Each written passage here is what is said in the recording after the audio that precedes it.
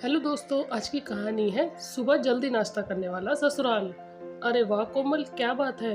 अब तो तेरी भी शादी बहुत जल्दी हो जाएगी और तू भी हमारी तरह ससुराल में सुबह शाम बर्तन धोएगी। ये तुम्हारी गलत फहमी है, क्योंकि मेरे ससुराल वाले बहुत अच्छे हैं। मैं मानती हूँ मेरा ससुराल थोड़ा बड़ा है, पर मेरी जेठानी और ननद बहुत अच्छी है। वे मेरे घर के कामों में बहुत मदद करवाएंगी और मैं तो खुश हूँ। शादी से पहले सब ऐसे ही अच्छा लगता है, पर शादी के बाद जब सच्चाई से सामना होता है तो हर लड़की हमारी तरह रोती ही है।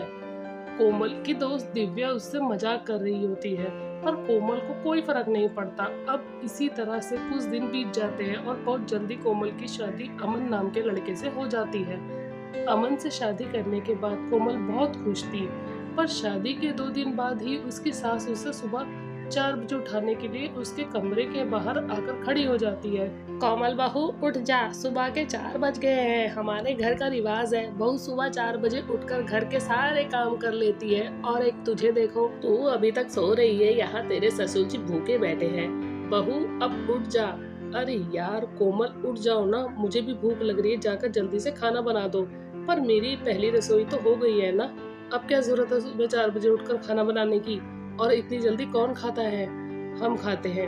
अब जल्दी उठो वरना माँ यहाँ से हिलेगी नहीं।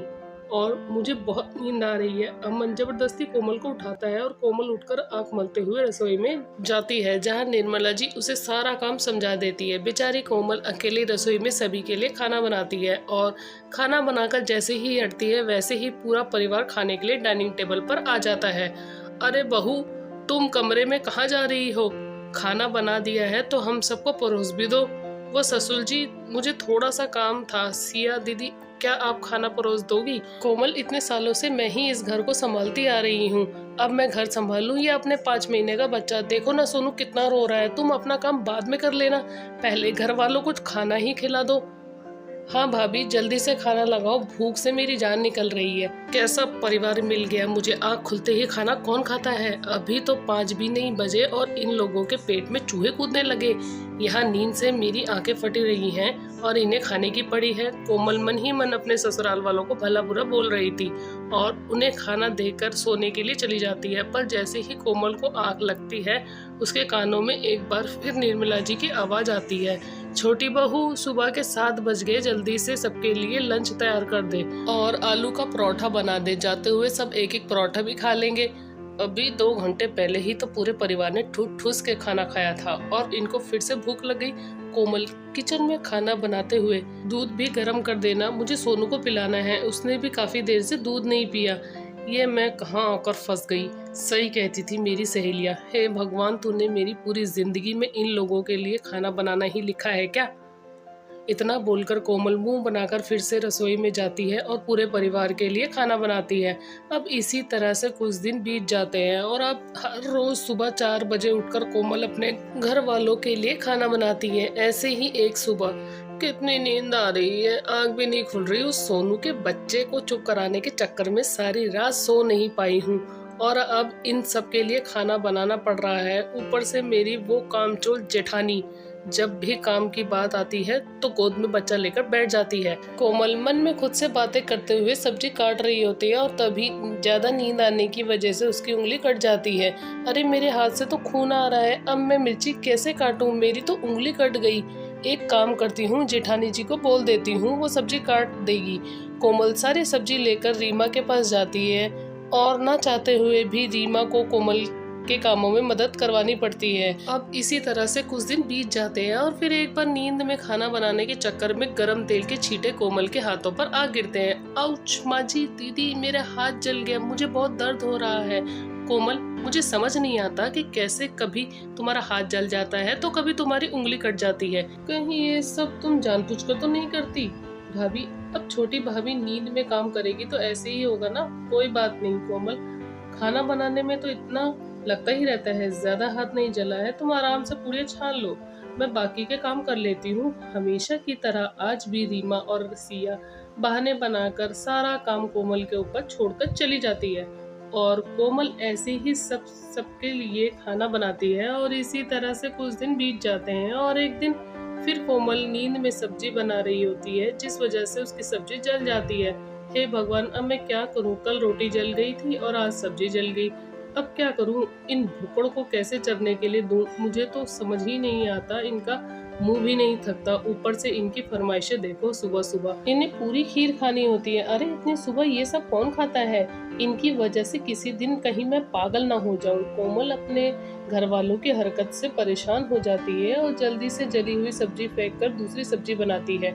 जहां एक तरफ कोमल सुबह 4 बजे से ही सबके लिए खाना बना रही होती है, तो वहीं दूसरी ओर रीमा अपना छोटा बच्चा लेकर हमेशा काम से बचने की कोशिश करती है। और ऐसे ही एक दिन कोमल की तबीयत खराब हो जाती है और जब निर्मला जी उसे उठाने जाती है तो अमन अपनी माँ से कहता है, माँ आज कोमल की तबीयत खराब है, उसे आराम करने दो।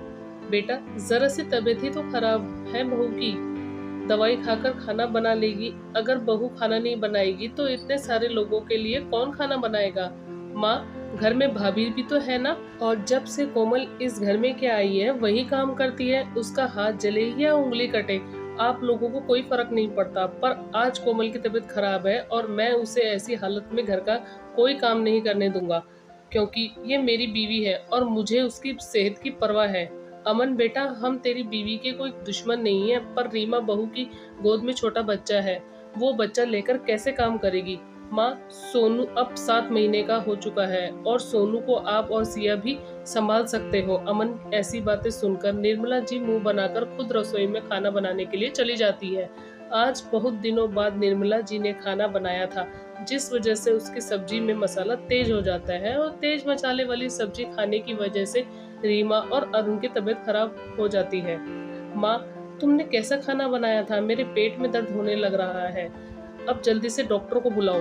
हाँ भाग्यवान, अगर तुमने समय पर डॉक्टर को नहीं बुलाया तो हम भगवान को प्यारे हो जाएंगे।